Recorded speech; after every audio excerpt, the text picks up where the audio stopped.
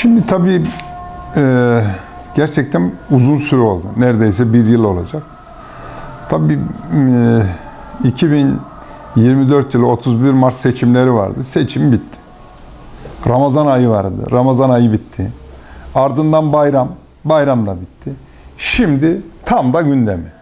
Aslında biz yıllardır alıştığımız hem kamuoyunun hem de sınava giren arkadaşlarımızın, gençlerimizin alıştığı bir husus var. Yani bir tahammüller oluşmuş. Bugüne kadar belli bir aşamada işte öğretmen atamaları yapılıyordu.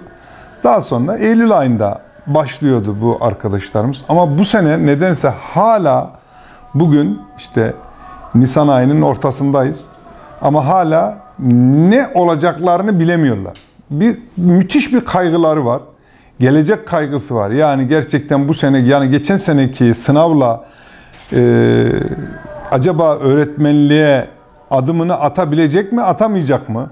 Kontenjan ne olacak? Yani bunlarla ilgili ciddi bir sorun var. Bu kaygının giderilmesi lazım. Yani bir an önce Milli Eğitim Bakanlığı'ndan bizim talebimiz bu arkadaşlarımızın, meslektaşlarımızın kaygılarının giderilmesini bir an önce istiyoruz.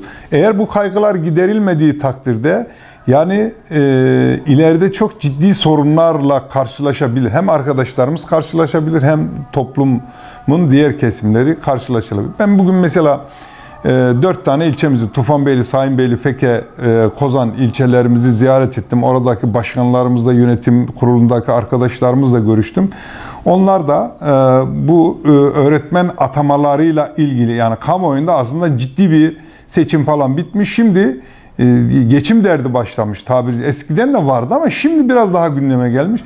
Bir an önce bu atamalarla ilgili belirsizliğin giderilmesini özellikle istiyorlar. Biz de Eğitim Bir Sen olarak tabii yıllardır bu konunun içerisinde olan birisi olarak bu arkadaşlarımızın kaygılarının bir an önce giderilmesini yetkililerden bekliyoruz. Tabii ki yani bu atama bekleyen öğretmenlerimizin tabii hepsi atanacak değildir ama bu yıl yani 2024 yılı için kaç kişi atanacaksa bunların kontenjanı ne olacak bunlar belli olduğu takdirde ona göre herkes tedbirini alıyor.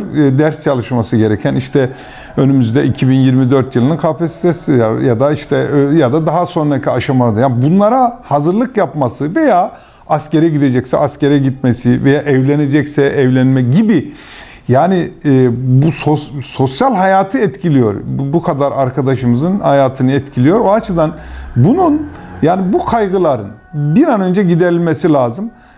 Onun için ben yetkililerden bir kez daha bu kaygıların giderilmesi için gereken tedbiri acilen yani dediğim gibi birçok şu anda beklentiler vardı ya da gündemler vardı. Gündem bitti. Yeni bir gündemimiz atanamayan öğretmen arkadaşlarımızın bir an önce bu kaygılarının giderilmesi, atanabilecek arkadaşlarımızın atanması ve Eylül ayı geldiğinde yani yeni 2024-2025 eğitim öğretim yılı başladığında bu arkadaşlarımızın en geç göreve başlamasını arzu ediyoruz.